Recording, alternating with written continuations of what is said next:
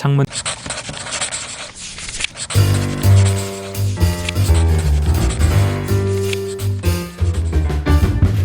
나는 묻는다.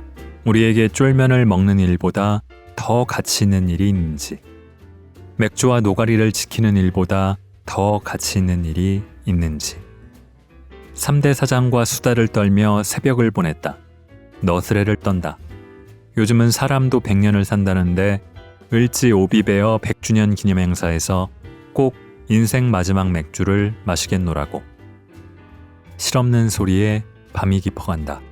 술꾼들아, 단골 가게를 지키자.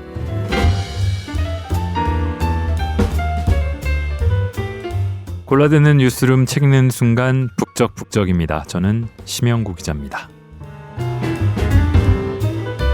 자, 이 팟캐스트 듣는 분들 혹시 단골 식당이나 단골 술집 같은 곳 한두 개씩 갖고 계신가요? 저는 집이나 뭐 회사 근처 이런 데 자주 가던 곳들이 있긴 한데 여기를 단골이라고 해야 하나 싶습니다. 뭐 이를테면 단골이라면은 그냥 가서 늘 먹던 걸로 주세요 정도의 멘트는 날릴 만큼 사장이나 직원과 친분을 쌓고, 또 그래서 서비스도 주고 메뉴에 없는 안주도 만들어주고 저도 뭐 가져가서 같이 먹기도 하고, 그 정도는 돼야 단골이라고 할 수 있나 싶어서 그렇습니다. 아무튼 그런 단골을 꿈꾸긴 하는데 잘 되지는 않고, 그렇다고 매번 새로운 데를 찾아가는 뜨내기 손님까지는 아니고 그 사이를 왔다 갔다 합니다. 제가 한 10수년 살던 동네에 지금은 이사를 왔는데요. 오래된 일본식 주점, 이자카야라고 하죠. 그런 곳들이 나란히 3개가 붙어있는 곳이 있었습니다.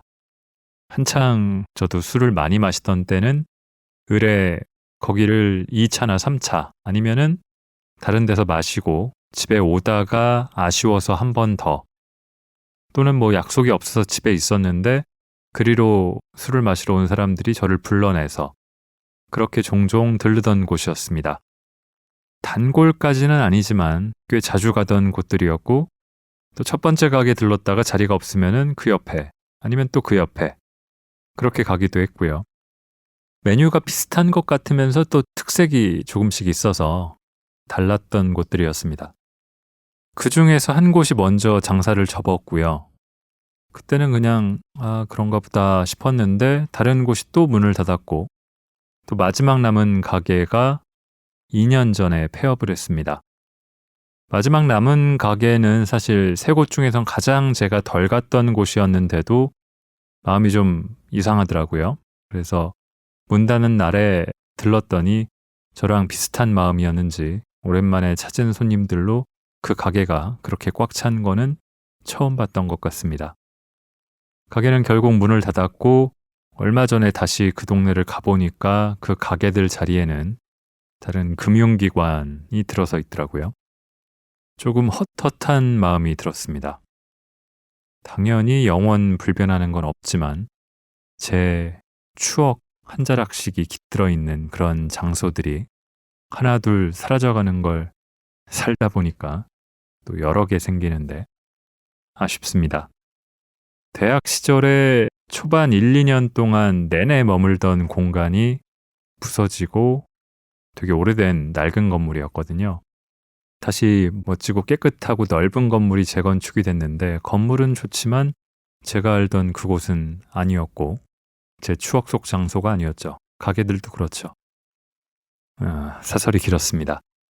젠트리피케이션이라는 말 많이 들어보셨을 겁니다. 조금은 덜 개발되고 낙후됐던 지역들이 활성화되고, 그러면서 돈과 외부인이 들어오고, 또 그로 인해서 임대료가 오르고, 원래 살던 사람들이나 원래 장사하던 이들은 다른 곳으로 이주해야 하고, 그런 현상을 말하죠. 과거 도시화나 아니면 아파트 재건축 과정에서 주로 빚어지던 일들이 이제는, 이것도 오래됐죠, 상가 개발 과정에서 또 벌어지고 더 큰 자본이 들어오면서 더해지고 그렇습니다. 이 철거 현장, 이 젠트리피케이션 최일선 현장을 주로 찾아다니면서 쫓겨나는 사람들과 연대하는 걸 업으로 삼는 선교단체가 있습니다. 서울 무학동의 옥바라지 골목 철거에 항의하다가 아예 이름으로 가져간 옥바라지 선교센터, 그 사무국장을 맡고 있는 이종건 작가가 쓰고 곰리 작가가 그린 연대의 밥상, 이번 주 북적북적이 고른 책입니다. 낭독을 허가한 출판사 롤러코스터에 감사드립니다. 자, 제가 장황하게 늘어놓은 얘기나 책의 제목 그리고 작가 소개를 통해 대강 짐작은 가시겠지만 이 책은 연대에 대한 책이기도 하고요. 또 제목처럼 밥상에 대한 책이기도 하고 또 우리네 인생에 대한 책이기도 합니다. 먼저 앞머리에 실린 글부터 읽어보겠습니다.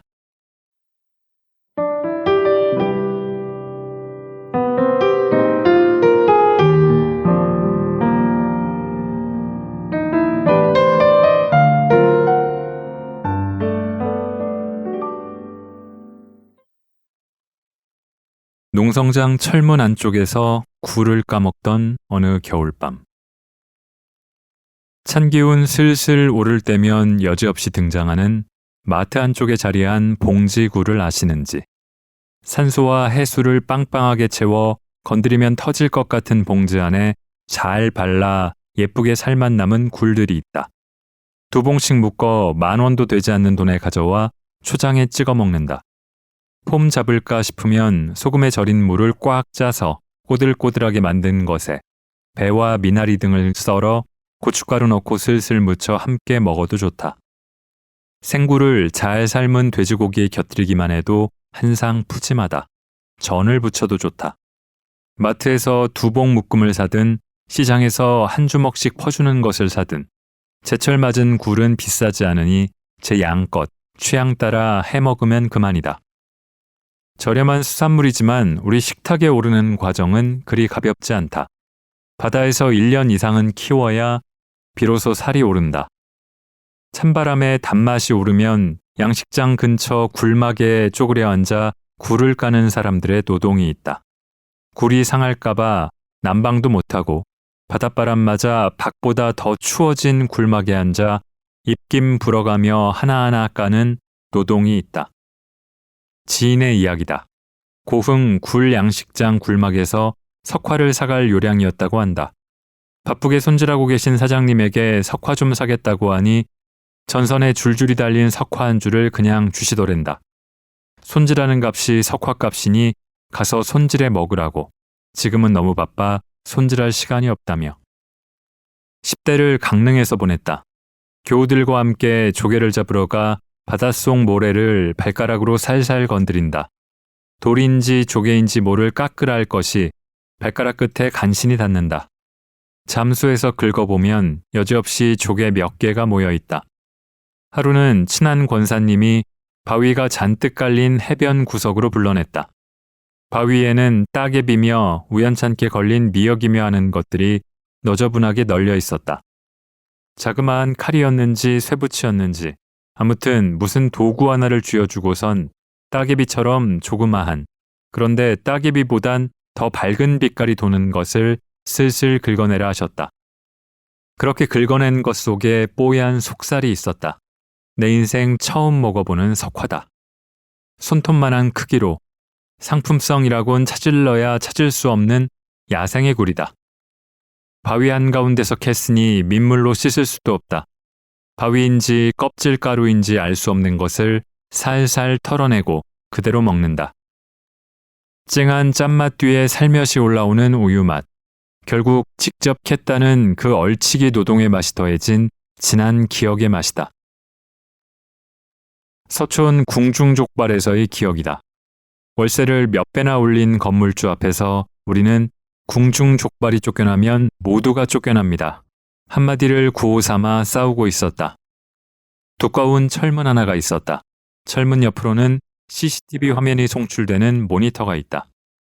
모니터 화질로 철문 밖에 있는 사람이 누구인지 구별할 수 없으니 반쯤은 장난으로, 반쯤은 필요에 의해 암구호를 정하기도 했다. 철문을 두드리면 안에 있는 사람이 말한다. 상가법. 그러면 밖에 있는 사람이 개정이라고 말하는 식이다. 묵직한 철문 여닫는 것이 서로 미안해서 화장실 가는 것도 괜히 신경이 쓰인다. 그렇게 불편한 환경인데도 밤이면 밤마다 궁중족발을 지키겠다며 사람들이 몰려들었다. 당번이야 정했지만 당번 아닌 사람이 더 많았다. 저녁 시간 잠시 들러 연대의 마음만 전할 심산으로 왔다가 주고받는 말들에 오고 가는 잔 속에 마음이 놓여 그렇게 눌러앉은 사람이 한둘이 아니다. 이맘때였다. 찬바람 슬슬 불어오니 철문이 열릴 일은 더 없다. 옹기종기 온돌바닥에 모여 시간을 죽인다. 그 무료한 시간 사이로 누군가 철문을 쾅쾅 두드린다. 궁중족발 사장님이다.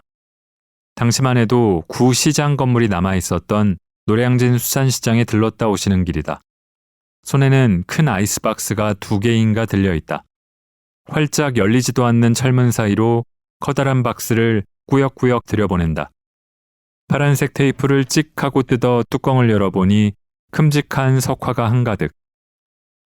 닿지 않은 철문 사이로 슬며시 들어오는 찬바람과 함께 제철 맞은 석화가 찾아왔다.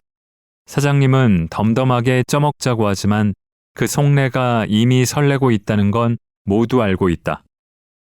족발이 오르내리던 상에 커다란 찜기를 올려 석화를 잔뜩 깔았다. 예쁘게 잘 까져 있는 굴도 맛있고 편하지만 다 같이 모여 석화를 쪄먹는 일은 그 풍경부터가 남다르다. 먹어본 놈이 먹는다고 석화 좀 먹어봤다는 몇 명이 손에 칼을 쥔다.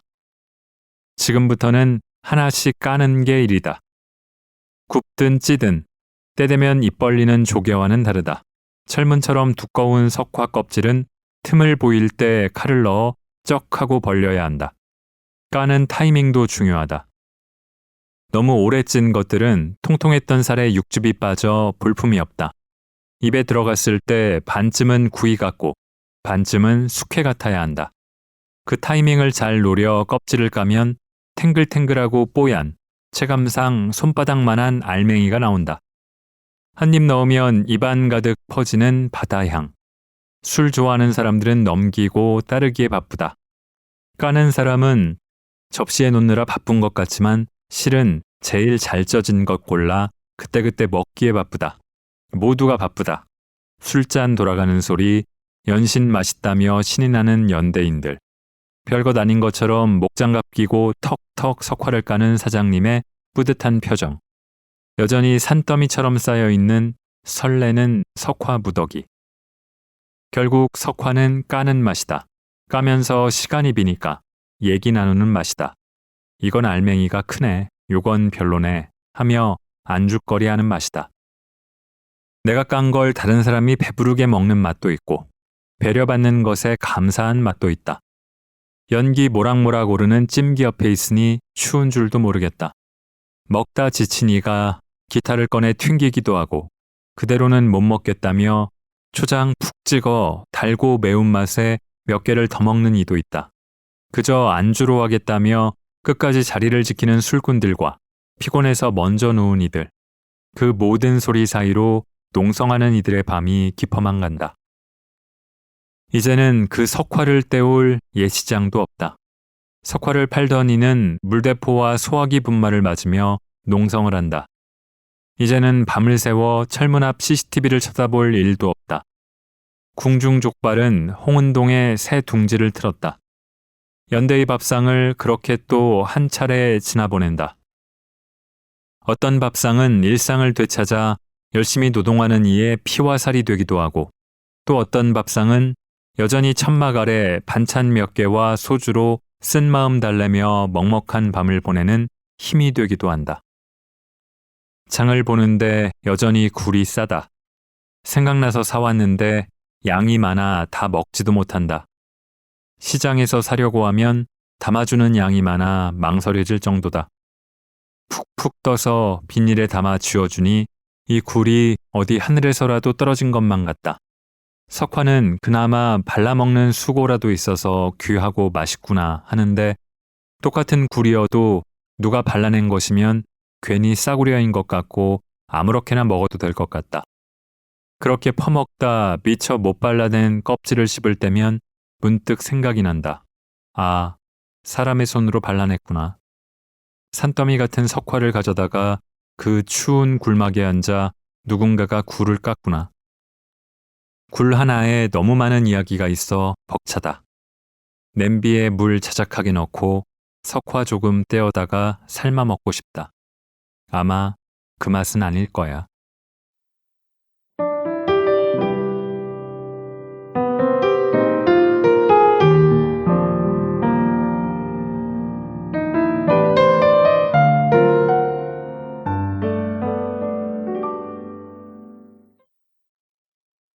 자, 배경은 월세를 몇 배나 올리는 건물주의 횡포나 아니면 재개발을 위한 철거 용역들에 맞서는 철거지역 농성장인데 주로 다루는 소재는 그 갈등의 세부 내역보다는 언저리에 등장했던 혹은 중심에 등장했던 음식들입니다. 서초원 궁중족발 사태는 저도 어렴풋이 기억이 납니다. 이 임대인과 임차인 갈등에 상해 사건까지 벌어지면서 많은 갈등을 빚었고 재판이 아직까지 진행 중인 사건이죠. 상가 임대차 보호법이 만들어는 졌지만 이 법으로 해결할 수 없는 갈등들이 얼마나 많을 것이며 또 조명받지 못하고 지나가는 일들, 그 속에서 벌어지는 비극들 또한 숱하게 있을 겁니다.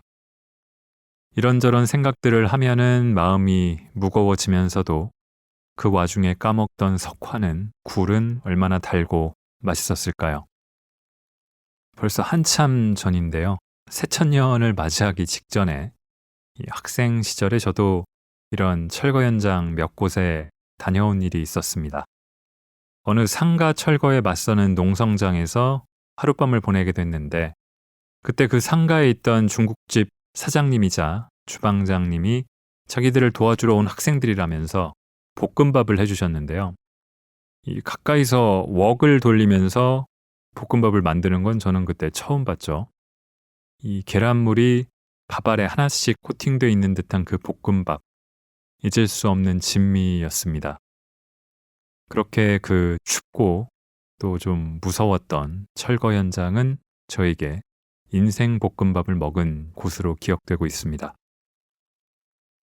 이 책은 이 쫓겨나는 철거민, 상가 세입자, 노점상들과 연대하겠다는 목적을 가진 옥바라지 선교센터에서 쭉 현장을 다니면서 써왔던 글들을 모은 것이지만 강제 철거의 부당함을 주장하거나 건설 자본 그리고 거기를 편드는 공권력을 꾸짖거나 비판하는 것보다는 단골집 이야기, 이웃 이야기, 그리고 연대, 음식 이야기가 더 도드라집니다. 그래서 어떻게 보면은 법에 저항하고 집행하도록 돼 있는 철거에 저항하는 사람들에 대해 거부감을 갖는 이 분들도 읽어보면은 같이 공감할 만한 지점이 많은 책이라는 생각을 했습니다. 공감하니까 곧 이번 이 팟캐스트가 업로드된 시점은 추석 연휴 한가운데인데 연휴 때 또 음식으로 추석이니까 송편으로 설이면 떡국이기도 하죠. 전이며 여러 명절 음식들을 떠올리면서 침을 흘리다가도 또 그로 인해서 빚어지는 갈등들 차례는 누가 지내고 남자들은 뭐 절을 하네 뭐를 하네 명절 노동에 희생되는 여성들과 뭐 며느리들 그런 등등 생각을 하면은 참 음식 맛이 굳이 먹고 싶지 않다 달아나기도 하고 그런데 그러면서도 음식의 우리 기억들은 추억들은 좀 존중하거나 함께 공감할 수 있는 방식으로 연휴가 지나갔기를 희망합니다.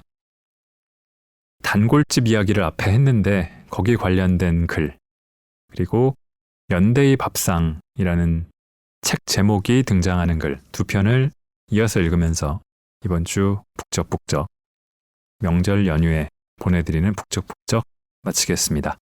들어주신 모든 분들 감사합니다.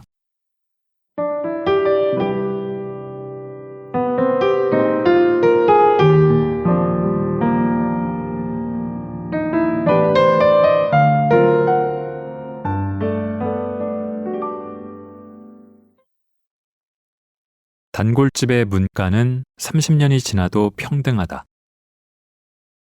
누구에게나 단골 가게가 있다. 어렵사리 맛집을 검색하지 않아도 언제든 찾아가 밥 한 끼, 술 한 잔 먹을 수 있는 공간. 내게도 자랑할 만한 단골 가게가 몇 곳이 있다. 저렴한 만두집, 청어를 맛있게 굽는 한식 선술집, 그리고 1인 사시미가 괜찮았던 이자카야 한 곳. 월급이 나오는 날이면 사시미를 먹으러 가게로 향했다. 영업시간을 알아볼 필요도, 영업 여부를 묻는 전화도 필요 없다. 줄을 설 걱정도 하지 않는다. 늘 앉던 카운터 자리에 앉아 늘 먹던 것을 시켜 고된 하루에 익숙한 위로를 받을 참이다. 정류장에 내려 복잡한 인파를 헤치고 익숙한 골목에 들어섰다. 이제 코너를 돈다. 조명 밝혀놓은 이자카야가 반겨야 하는데 굳게 닫힌 문에는 생동감이 없다. 소리 소문도 없이 맛있고 저렴했던 한 가게가 그렇게 사라졌다. 이사 간다는 말도 없이 한 장의 안내도 없이 어디 그리 섭섭하게 가셨나.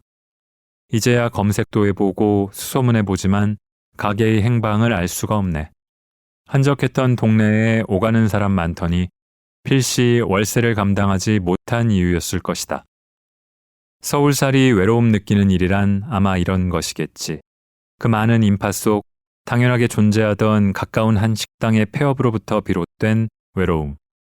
어쩔 수 없지 하면서도 어쩐지 억울한 마음이 들어 우울해지는 그 감각. 내 집 바란 적도 없고 하다못해 전셋집 당연하다 여긴 적도 없다. 다만 과장 보태면 지폐 2장으로 월급날이면 걱정 없이 먹던 회 한 접시가 사무치게 그리워 서러울 뿐이다. 그렇게 잃어버린 가게들이 있다. 꼬치집 하나, 이자카야 하나, 백반집 2-3곳과 이제는 기억에서도 흐릿해진 내 시절의 일부를 빼곡하게 채워주었던 가게들. 아니, 오징어가 왜 이렇게 맛있어요? 우연찮게 가게 된 식당의 오징어 볶음이 맛있어서 말을 건넨다. 외관의 오래된 간판에서부터 동네 터줏대감임을 알 수 있다. 간판으로 보나 메뉴판으로 보나 소뚜껑 삼겹살이 주력 메뉴임이 분명한데 소뚜껑은 보이지를 않고 먼저 온 손님들의 화구에는 부대찌개만 올라있으니 신기할 노릇이다. 오징어 볶음은 메뉴판 한 구석에 있던 것인데 일행이 유독 당긴다 하여 시켰다. 센 불에 살짝 볶아 숙회마냥 통통한 오징어 볶음이 나왔다. 고추장과 설탕을 넣고 눕듯이 볶은 음식이 아니라 간장에 고춧가루 정도만 넣고 살짝 볶아내 생물 오징어가 주연인 보기 드물게 근사한 한 그릇의 오징어 볶음이다. 이 한 그릇을 전체 요리 삼아 입맛을 돋우고 있다 보니 부대찌개가 상에 오른다. 통조림 햄, 2종류의 소시지가 들어가고 김치와 대파를 숭덩숭덩 썰어 넣어 익히 알고 있는 그 맛의 부대찌개다. 반으로 쪼갠 라면사리가 기본으로 들어간다. 면을 자르는 것에 사색을 하는 사람이더라도 부대찌개 사리면만큼은 예외를 두어야지. 식사의 끝물, 걸쭉하게 졸아든 국물을 밥그릇에 붓다 보면 잘게 잘린 라면사리 몇 개가 걸려 들어오기 마련이다. 그걸 쓱쓱 비벼다 먹는 것이 최고의 안주, 피날레니까. 아침마다 직접 장을 봐오니까 그렇죠. 30년이 된 가게란다. 가게 한 번 옮긴 적도 없이 그 자리에서 장사를 했다. 한우집을 하고 싶어 먼 시골에서 올라와 자리를 잡았는데 동네가 공장지대라 영 소고기를 찾는 사람이 없었다네. 맛있는 요리, 그걸 알아봐주는 손님을 찾아 부부가 서울까지 올라왔으니 한밭집 심세만큼은 꼭 면하자고 했단다. 지금이야 한밭집에 뿌리를 둔 동네 백반집, 기사식당을 두고 맛집이라 하지만 30년 전 사정은 또 달랐을 것이다. 하지만 어디 식당 일이 주방장 마음처럼 될까? 점심이면 찾아와 밥을 찾는 덕에 매일 메뉴가 바뀌는 백반한상을 내기 시작했고 저녁이면 저렴한 안주를 찾는 사람들 덕에 삼겹살이며 부대찌개며 내주기 시작했다. 그렇게 시간이 흘렀고 동네 사람들 사랑방 역할 톡톡히 하며 지금의 간판과 메뉴로 정리가 됐다.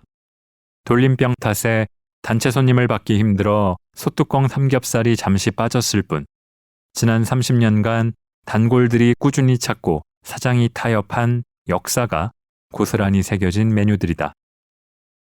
리뷰 하나 찾아볼 수 없던 오징어 볶음이 그렇게나 훌륭했던 이유를 알았다. 고집스러운 사장과 호주머니 가벼운 손님들이 오랜 밀고 당기기 끝에 탄생한 메뉴판이니 한 글자도 빠질 필요 없었던 것이지. 언제인가 어느 골목에서였다. 사라질 위기의 노포 앞. 가게가 쫓겨날 위기에 놓여 오랜 단골들을 비롯한 시민들이 동트기 전부터 가게 앞을 지키고 있다. 공통점이라고는 이 집의 단골이라는 것과 이 집을 잃어버릴 수 없다는 마음 하나뿐이니 그 군상도 참 다양하다. 이름 하나 없던 골목에 자리를 잡은 가게들의 수십 년 노력과 단골들의 의리가 소위 먹자골목을 만든다. 서울의 구비진 골목, 작고 소중한 가게들. 이제야 그 가치를 인정받으며 이름 붙여지는 골목들은 모두 그렇게 만들어졌다. 장사 잘 될 때 빚이라도 내서 입주한 건물을 샀으면 다행이지. 그런 생각일랑 않고 우직하게 손님 맞이하던 가게들은 이내 쫓겨날 위기에 놓인다. 땅값이 오르고 세가 오르고 프랜차이즈가 들어온다. 건물이 꾼들에게 하나 둘 넘어가고 터줏대감 가게들이 하나 둘 사라진다. 저기 저 집 사장 건강이 좋지 않다 하고 또 어느 집은 물려받을 사람이 없다 하고 말은 그렇게 하지만 대부분 쫓겨나는 실정이다. 30년 넘게 장사한 곳에서 하루아침에 쫓겨나는 일을 그냥 그렇게 인정하는 게 어디 쉬운 일일까? 억울하다 말하고 계속 장사를 하고 싶다 말하는 가게에는 어김없이 용역깡패가 들이닥친다. 서울 바닥에서는 100년 가게란 말이 참 무색하다. 하나의 가게가 아닌 골목이 중요한 이유이기도 하다. 혼자가 아닌 여럿이어서 문화가 되었건만 건물주들은 꼭 혼자가 되어 골목을 지배해야겠다는 욕망을 기어코 온 세상에 떨치고 만다. 이놈의 도시는 그 욕망을 두고 용기라 하고 홀로 일군 상권이 아님에도 독점하려 하는 것을 실력이라 한다. 그렇게 사라진 가게와 골목이 한둘이 아니다. 100년 가게가 될 수 있었던 숱한 가능성들은 소리도 한번 지르지 못하고 사라졌다. 그렇게 골목이 사라지고 나면 못내 아쉬워 한숨만 쉬고 기별도 없이 떠난 가게에 섭섭해했던 시간들이 있다. 서울은 그 한숨이 한데 모여 한이 된 곳이다. 밟고 있는 모든 땅, 쫓겨난 가게와 사람들, 그들을 사랑했던 손님과 이웃들의 한숨이 한 줌씩은 서려 있는 곳이다. 그 새벽, 그렇게 단골들이 모여 있었다. 우리가 이 가게에 쏟은 시간이 얼마냐? 그러는 사이 정든 단골과 사장의 마음은 대체 얼마짜리냐? 그래서 그 모든 개인적인 시간이 이 골목의 흥행과 전혀 무관한 것이냐 하는 꼬리에 꼬리를 무는 범민 끝에 결국 법보다 단골이 먼저라는 결론이 난다. 그러니 우리는 그 새벽에 이제는 한 뼘도 뺏길 수 없다며 가게 앞에 모였다. 이 도시의 지분을 수취할 수 있다면 그 지분의 8알은 우리와 같은 사람들의 것이리라. 지폐 몇 장에 울고 웃고 없는 메뉴 찾아가며 주방장 닥달했던 못난 시절과 안주 하나에 눈칫밥 먹으며 시간을 죽이던 사람들의 것이리라. 다시 오징어 볶음과 부대찌개다. 공간에 시간이 온전히 쌓이는 일은 100년 가게라는 말이 무색한 이 서울 바닥에서 단지 음식 실력만으로 가능한 것은 분명 아닐 것이다. 아직 알지 못하는 배경과 앞으로도 알 수 없을 수많은 우연에 보이지 않는 의지들이 모여 가게를 지켜왔을 것이다. 동네 단골이 가게 문간 못 넘을까 싶어 방송 출연도 거절했는데 SNS 맛집으로 오르는 일은 막을 도리가 없다더라. 부부는 젊은 사람들 부지런함에 오랜 단골이 못 올까 싶어 걱정이다. 에이, 30년 동안 가게 문간 닳도록 오가던 사람들이 잠깐 유행의 그 맛을 잊을까? 오징어 볶음 맛있는 줄은 아는 사람만 알리라. 혹시 나처럼 우연히 그 맛을 알아버린 사람들은 단골 손님의 막내가 되어 30년 노포가 100년 가게가 되는 긴 여정의 단단한 한 축을 감당하게 되겠지. 아무렴 나는 기꺼이 벽돌 20개쯤은 넉넉히 보태야겠다고 마음먹는다. 내 집 마련은 글렀어도 단골 가게 하나쯤은 지키며 살고 싶다. 이 거대한 도시. 그렇게 자국 하나 정도는 남겨놓고 살아야지.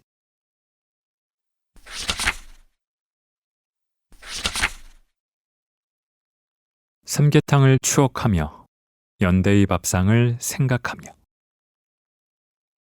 첫 자취방은 녹번역에서 내려 무너질 것 같은 낡은 계단을 한참 올라야 하는 산자락에 있었다. 기분 탓이겠지만 공기가 다르다고 느껴질 만큼의 달동네를 오른다. 가파른 계단이 끝나고 완만한 경사에 굽이진 골목이 나올 때까지 어설프게 포장된 골목길을 조금 걸으면 대문이 있다. 대문에서 계단 몇 개를 다시 내려가야 하는 나의 첫 반지하 자취방.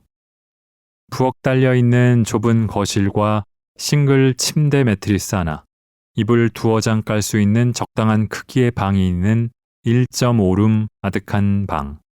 그곳에서 동기 2명과 함께 살았다. 방을 소개해준 선배가 멋진 말을 했다. 추운 겨울밤에 믹스커피를 타서 집 밖으로 나가보라고. 생활력이 없으니 전기포트를 사둘 생각도 못했다. 냄비에 끓인 물, 종이컵에 믹스커피를 타서 늦은 밤 문 밖을 나섰다. 입김이 나올 만큼 시린 밤이면 저 아래 녹번역 사거리부터 멀리 은평구청까지 또렷하게 보였다. 집 뒤로는 북한산 바위가 어슴푸레 보이고 발 아래로는 야경이 펼쳐지는 곳. 바삐 움직이는 손톱만한 자동차들을 빤히 내려다보며 빠르게 식는 커피를 홀짝거린다. 믹스커피 맛을 알 턱이 있나? 폰만 잡다 바닥에 뿌려놓고 도로 들어갔지. 나는 그 동네가 좋았다. 추석날 늦잠이라도 자고 있으면 창문 밖으로 보이는 바쁜 발들과 왁자지껄한 낯선 목소리에 뒤척여야 했다.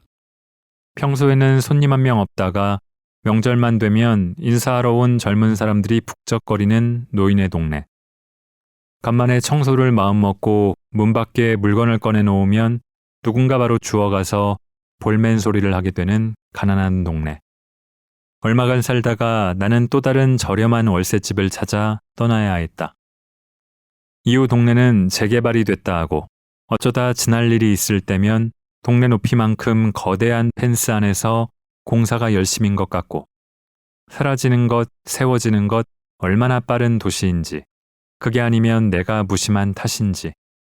이름만 들어도 번쩍거리는 아파트가 금세 들어와 섭섭해한 것도 벌써 몇 년이 지났다. 녹번역에서도 훤히 보이던 북한산 자락 멋진 바위는 아파트 높은 층에 살지 않는 이상 볼 수 없게 됐으니 매일같이 그 길을 지나면서도 깎였는지 온전한지 신수를 확인할 길이 없네.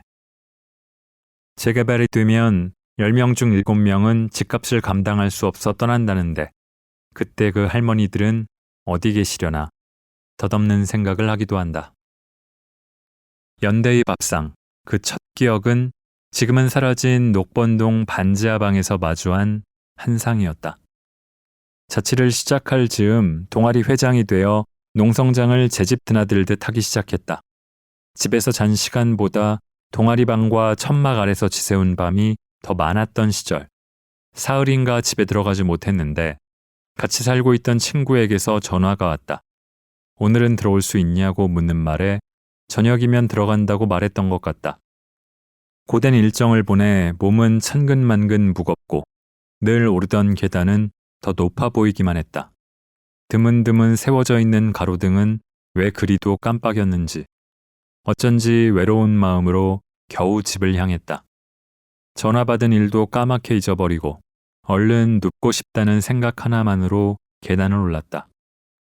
반지하에서 음식을 하면 대문에서부터 냄새가 난다. 냄새는 문틈 사이로 나와 계단을 오르고 주방의 비좁은 창문에서 올라와 바닥에 낮게 깔려 있다.